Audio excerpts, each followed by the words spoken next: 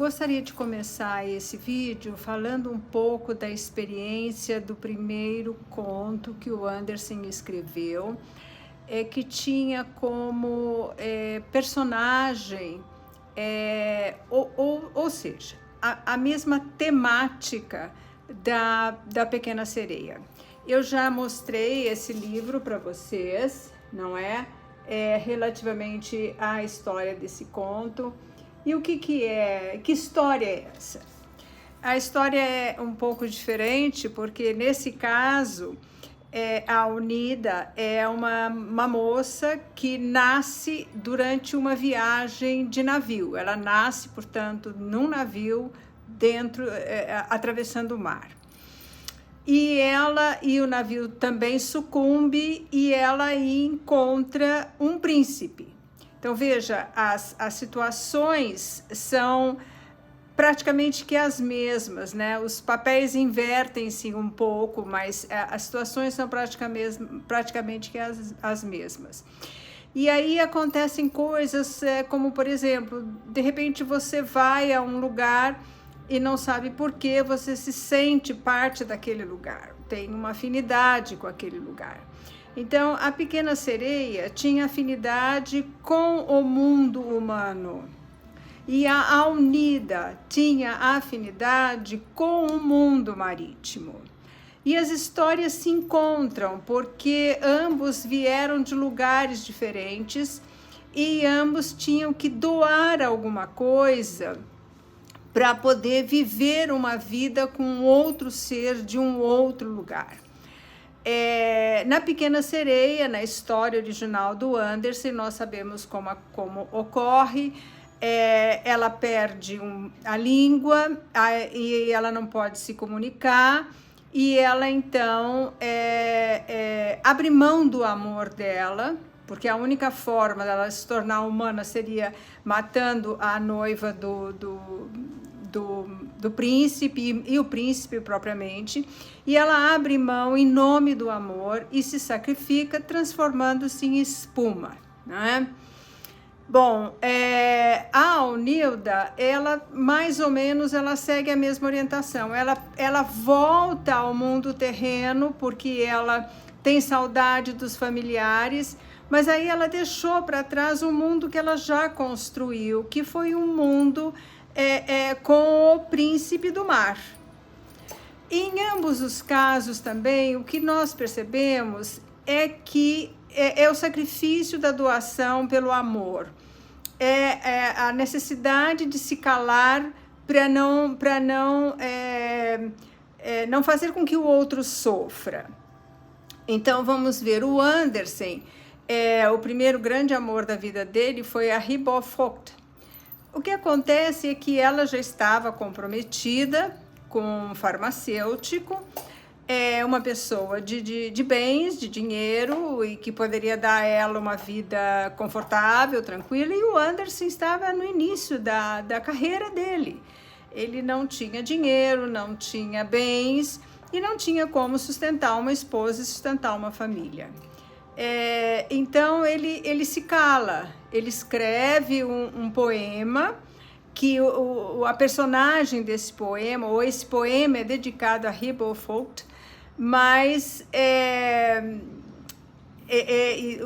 o poema tem por título Os Olhos Negros, que eram a cor dos olhos dela. E um outro amor que ele teve também foi o segundo, foi a Louise Collin, filha do Jonas Collin, irmã do Edward Collin.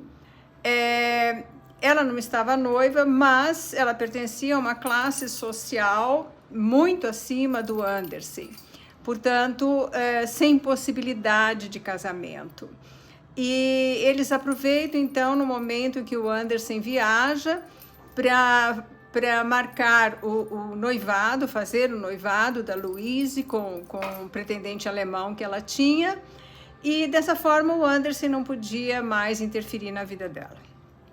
Então, o Andersen muitas vezes se calou. Então, veja bem, a Pequena Sereia, no conto do Andersen, perdeu a língua. Ela perdeu a língua por quê? Porque ela não podia se comunicar. ela se rendeu, ela fez um sacrifício por amor, calou-se. Mas a vida do Andersen foi feita também de muitos momentos de se calar.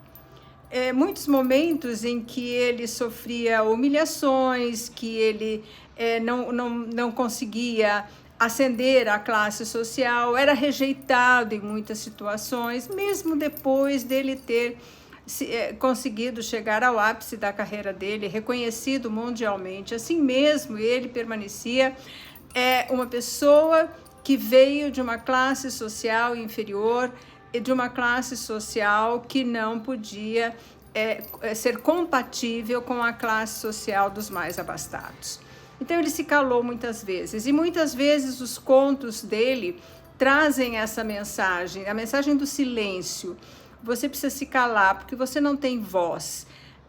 No Patinho Feio, por exemplo, muitas vezes a voz do ser humano não aparece, aparece a voz dos animais, porque o ser humano precisa aprender a se calar muitas vezes em diferentes situações.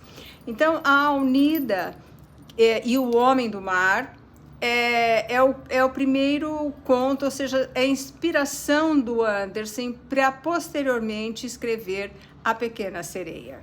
A história tem a mesma temática de sacrifício, de amor e de situações que diferenciam duas pessoas de ambientes diferentes, mas que se amam por uma razão ou por outra, se encontraram e se amam. Então, essa é a primeira relação que eu gostaria de trazer para vocês sobre o conto Alnilda, que foi a inspiração para a Pequena Sereia. E aí nós vamos entrar em outras discussões e outras questões que fazem parte desse conjunto de informações e de esclarecimentos sobre o conto A Pequena Sereia.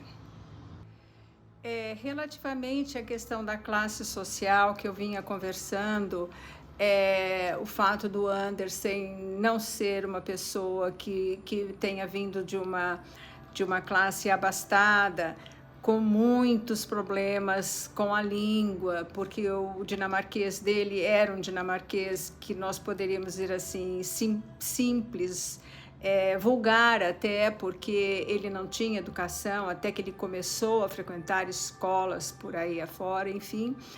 Mas há uma coisa que era muito presente naquele momento em Copenhague e no mundo todo. As classes sociais eram muito diferenciadas. E se você não tivesse dinheiro, dificilmente você poderia se casar com uma pessoa, com uma candidata ou com um candidato de uma classe superior, né? Você precisava ter uma condição de vida que fosse compatível com essa classe. Então, veja, a Pequena Sereia, ela era filha de um rei. No reino dela, ela tinha dinheiro. Ela, na verdade, não era nem dinheiro, era a classe social. Ela era uma princesa, assim como o príncipe. Porém, ela era uma princesa no reino dela. Ao se tornar uma humana, ela perdeu todos os seus direitos, ou vamos dizer assim, a sua condição social. E tornou-se uma pessoa simples, uma pessoa humilde. Tanto que no conto do Andersen, vocês podem perceber que quando o príncipe encontra a outra princesa que se parecia com a Pequena Sereia, ele imediatamente se sente envolvido por ela e quer se casar com ela, porque ambos são príncipes, ambos pertencem à mesma classe social, né?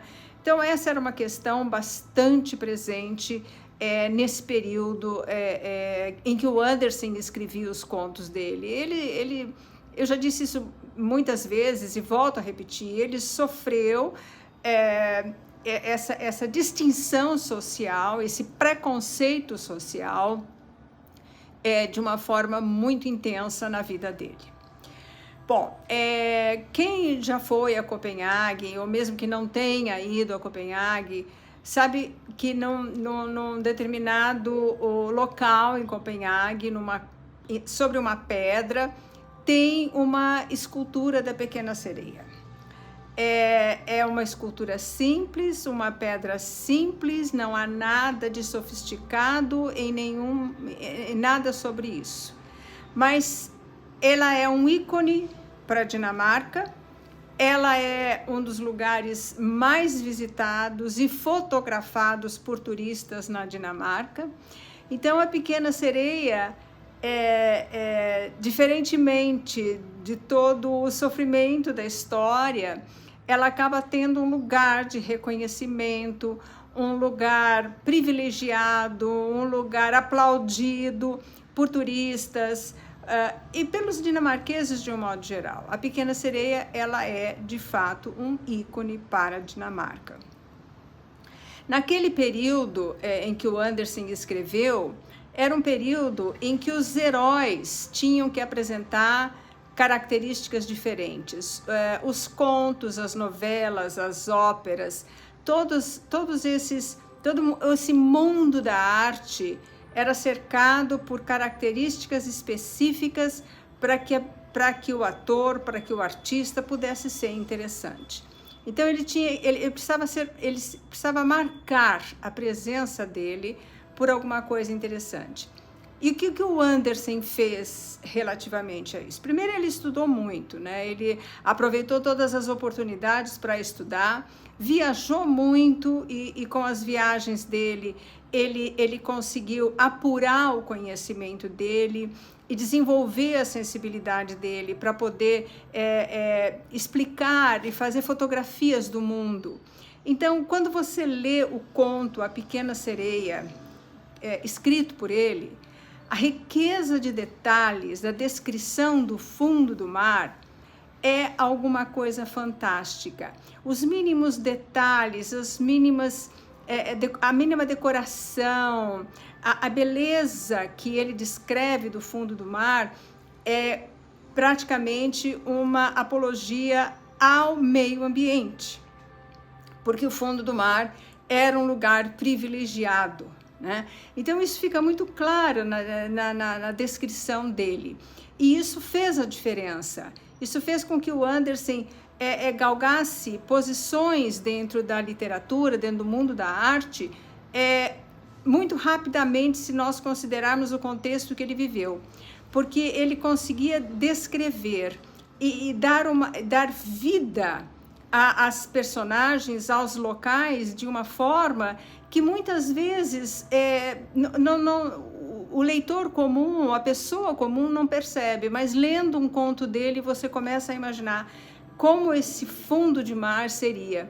E aí esse livro que eu mostrei para vocês aqui, que além da ilustração traz toda essa arte aqui, ela explica bem. Veja bem, aqui há uma descrição do fundo do mar e todas as pessoas que acabaram falecendo e se transformaram em caveiras no fundo do mar, não? Essas cabeças. Então, veja, você começa a perceber outras situações que já não são mais apenas daquilo que você vê em termos de ilustração. Então, eu acho que esse livro, ele traz uma beleza artística muito grande e que contribui, então, para enriquecer aquilo que o Andersen trazia em termos de descrição do meio ambiente. Ele cuidou muito disso. Ele cuidou muito dessa descrição do meio ambiente, que para ele era realmente algo importante.